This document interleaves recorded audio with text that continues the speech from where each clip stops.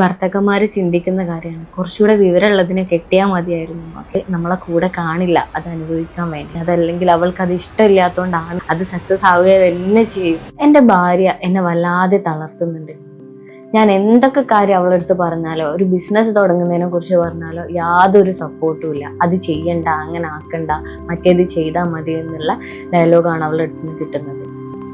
പക്ഷേ എൻ്റെ ഫ്രണ്ട്സിനോടാണെങ്കിലോ മറ്റവരോടെങ്കിലും ഞാൻ ഈ ഒരു കാര്യം പറഞ്ഞു കഴിഞ്ഞാൽ നല്ല രീതിയിലുള്ള സപ്പോർട്ട് എനിക്ക് കിട്ടുന്നുണ്ട്. ഇതിൻ്റെ ഒരു റിയാലിറ്റി എന്താന്ന് നിങ്ങൾ ചിന്തിച്ചിട്ടുണ്ടോ? ഈ ഭാര്യ എന്ന് പറയുന്ന ആള് നമ്മളെ കൂടെ എന്നും കാണുന്ന ഒരാളാണ്. അതായത് നമ്മൾ എന്തെങ്കിലും നഷ്ടത്തിലേക്ക് പോവുകയാണെങ്കിലോ അല്ലെങ്കിൽ നമ്മൾ എന്തെങ്കിലും ബെനിഫിറ്റ്സിലേക്ക് പോവുകയാണെങ്കിലോ അത് രണ്ടുപേരും തുല്യമായിട്ട് പങ്കുവെക്കുന്ന ഒരു കാര്യമാണ്. പക്ഷേ നമ്മളെ ഫ്രണ്ട്സ് ആണെങ്കിലോ ബാക്കിയുള്ളവരാണെങ്കിലോ നമുക്ക് എന്തൊക്കെ നഷ്ടം വന്നു കഴിഞ്ഞാലും നമ്മളോട് ആ സമയത്ത് സപ്പോർട്ട് ചെയ്തിട്ടുള്ള ആൾക്കാർ നമ്മളെ കൂടെ കാണില്ല അത് അനുഭവിക്കാൻ വേണ്ടിയിട്ട്. അപ്പോൾ എന്തേലും ഒരു കാര്യം തുടങ്ങുന്ന സമയത്ത് ഭാര്യ അതിനെ എതിർക്കുന്നുണ്ടെങ്കിൽ അതിന് തക്കതായിട്ടുള്ള കാരണം ഉണ്ടാവും. അതെന്താന്നുള്ളത് കറക്റ്റ് മനസ്സിലാക്കുക. ചിലപ്പോൾ അവർക്ക് നോളജ് ഇല്ലാത്തതുകൊണ്ടാണെങ്കിൽ അതവരെ പറഞ്ഞ് മനസ്സിലാക്കാൻ നിങ്ങൾ ശ്രമിക്കുക. അതല്ലാതെ അവർ പറയുന്നത് എതിർക്കുന്നത് എനിക്കൊരു മോശം കാര്യത്തിന് വേണ്ടിയിട്ടാണ്, അതല്ലെങ്കിൽ അവൾക്ക് അത് ഇഷ്ടമില്ലാത്തതുകൊണ്ടാണെന്ന് ചിന്തിക്കേണ്ട ആവശ്യമില്ല. കാരണം ഭാര്യ എന്ന് പറയുന്നത് നമ്മുടെ കൂടെ, നമ്മുടെ ലൈഫ് ലോങ് നമ്മളെ കൂടെയുള്ള ആളാണ്.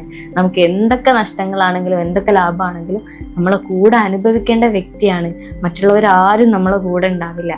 അവർ സ്റ്റാർട്ടിങ്ങിൽ ഒരു ഓക്കെ പറഞ്ഞ് സപ്പോർട്ട് ചെയ്തെന്ന് വിചാരിച്ച് പിന്നെ നിങ്ങളൊരു നഷ്ടത്തിലേക്ക് പോയി കഴിഞ്ഞാൽ നിങ്ങൾ സ്വയം അത് ഏറ്റെടുക്കേണ്ടി വരും.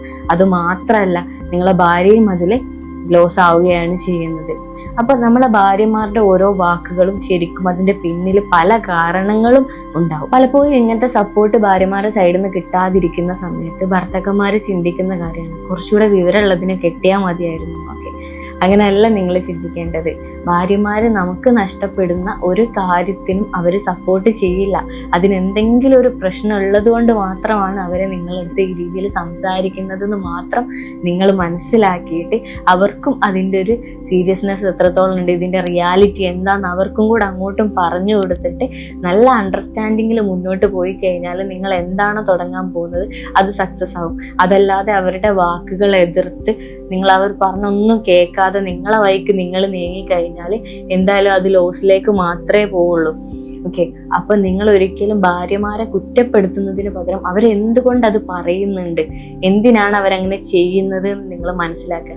ഒന്നാലോചിച്ചാൽ പോരെ. നിങ്ങളിതിപ്പോൾ ഈ ഒരു ബിസിനസ് ആണെങ്കിലും വേറെ എന്താണെങ്കിലും അവരെടുത്ത് പറയുമ്പോൾ അവരത് നോ പറയുന്നുണ്ടെങ്കിൽ അതിന് പിന്നിൽ കാരണങ്ങളുണ്ട്.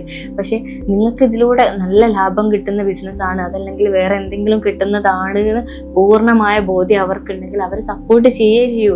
കാരണം അത് അവർക്കും കൂടെ അനുഭവിക്കാനുള്ളതാണ്. ആ ഒരു റിയാലിറ്റി മാത്രം മനസ്സിലാക്കിയാൽ മതി. നിങ്ങൾക്ക് ഭാര്യമാരെ കുറ്റപ്പെടുത്താൻ തോന്നില്ല. കാരണം ഇതിൻ്റെ സത്യാവസ്ഥ ഇത് തന്നെയാണ്.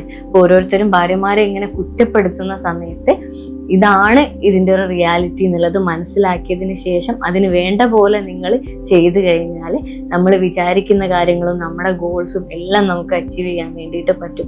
അല്ലാതെ ഒരാളെ എതിര് നിന്നിട്ട് നമ്മളെ കൂടെ നിൽക്കുന്ന നമ്മുടെ പാർട്ട്ണർ വാക്ക് പോലും കേൾക്കാതെ നമ്മൾ ചെയ്തു കഴിയുമ്പോൾ അതൊരു നഷ്ടത്തിലേക്ക് പോകും. പിന്നെ പറയാനുണ്ടാവുക നീ അന്ന് മുതലേ അങ്ങനെ ചെയ്തുകൊണ്ടാണ് ഇതിപ്പോൾ ഇങ്ങനെ ആയതെന്നാണ് പറയാനുണ്ടാവുക.